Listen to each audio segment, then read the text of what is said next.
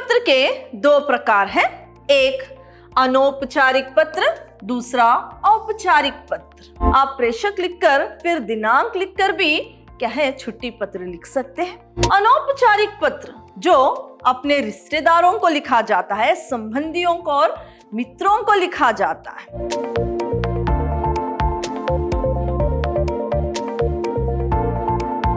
प्रणाम, मैं Rihanna yes, अति उत्तम विद्याश्रम की हिंदी प्रवक्ता। मेरे प्रथम पीयू के विद्यार्थियों, मैं आपका इस कक्षा में स्वागत करती हूं। आज मैं आपको पत्र लिखने का जो तरीका है इसकी जानकारी दूंगी। किस तरह से पत्र लिखा जाता है इसके बारे में मैं आपको बताऊंगी। यानी पत्र क्या है? मानव एक सामाजिक प्राणी है।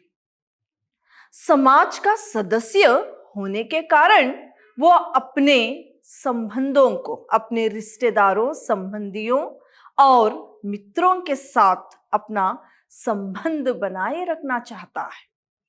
पत्र लिखना एक कला है जो दो व्यक्तियों के विचारों को जो साहित्यिक तकनीकी में प्रस्तुत करता है।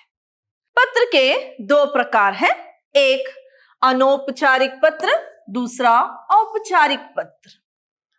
अनौपचारिक पत्र जो मित्रों, रिश्तेदारों और सगे संबंधियों को लिखा जाता है।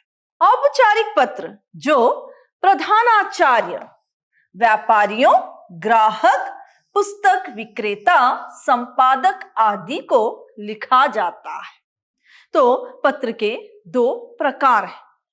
अब हम जो पत्र लिखने से पहले उसका प्रारंभ कैसे करते हैं, कैसे उसका अंत किया जाता है, किस तरह से ये सारा जो पत्र लिखने का तरीका है वो उसके बारे में मैं अभी बताऊंगी। देखिए, पत्र जब आप लिखने के लिए बैठेंगे तो आपको पहले क्या लिखना है। पहले जब आप पत्र लिखने बैठते हैं उस वक्त पहले आप पत्र भेजने वाले यानी प्रेषक का पता लिखना चाहिए।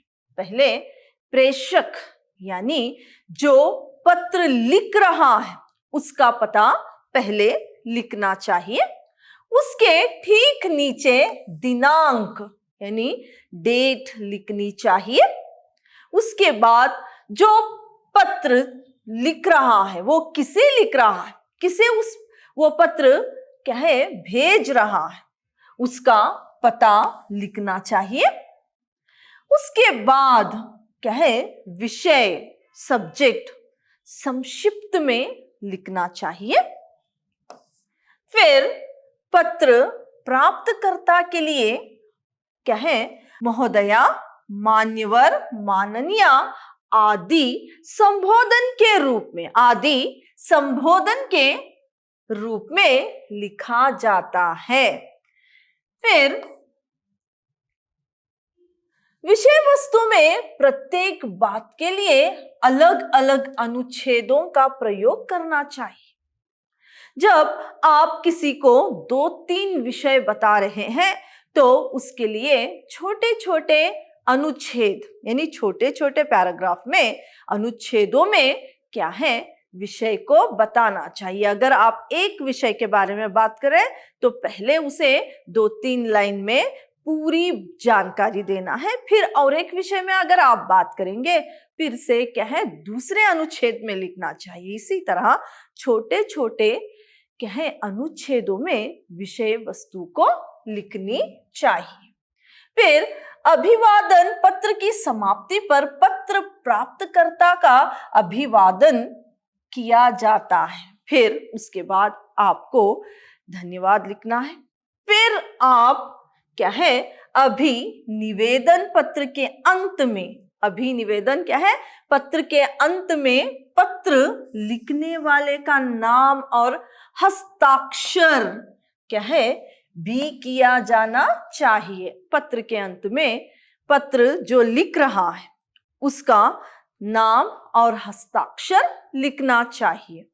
तो ये कुछ जरूरी बातें हैं जो पत्र लिखने से पहले, यानी जब पत्र लिखते हैं उस वक्त उसको याद रखनी चाहिए। अब पत्र लिखने का कुछ नमूना हम देखेंगे, किस तरह से इसका एक नमूना देखेंगे।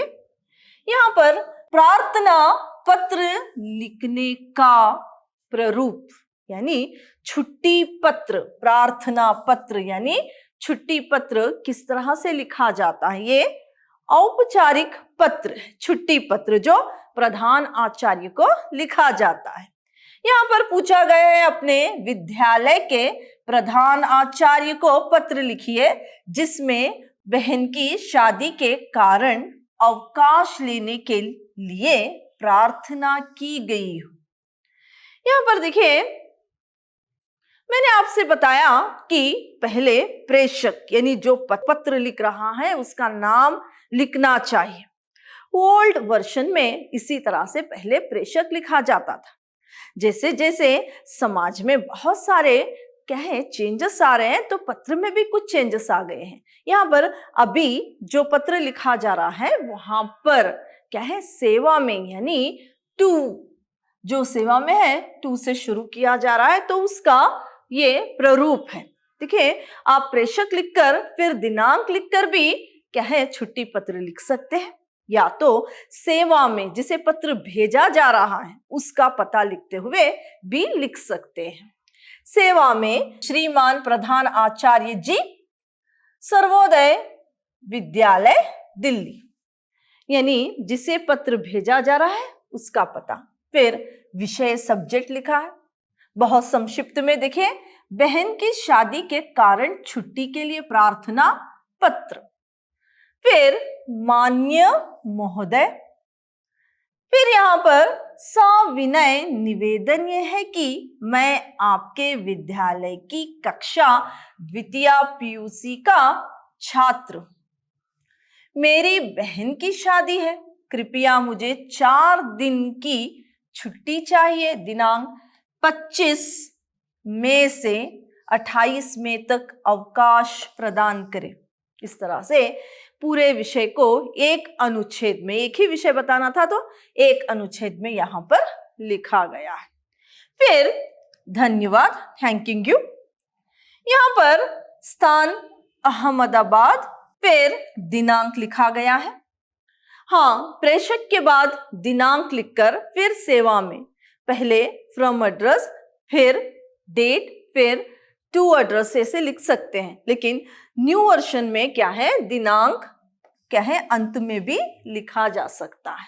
फिर यहाँ पर आपका आज्ञाकारी छात्र आबाका, एग्जाम में अगर आप पत्र लिख रहे हैं तो आपको यहाँ पर नाम नहीं लिखना है बल्कि आबाका ही लिखना है। अगर सच में आपने प्रधान आचार्य को आप पत्र लिख रहे हैं तो आपका नाम यहाँ पर लिखकर हस्ताक्षर करना चाहिए। ये रहा औपचारिक पत्र का नमूना। अब अनौपचारिक पत्र का नमूना अब हम देखेंगे।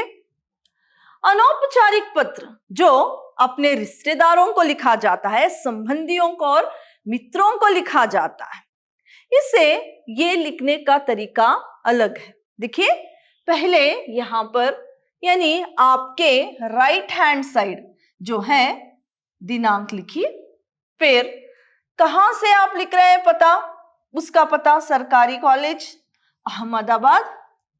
फिर पूज्य पिताजी, यहां पर प्रेषक और सेवा में नहीं आता, आप यहां शुरू कर सकते हैं पूज्य पिताजी।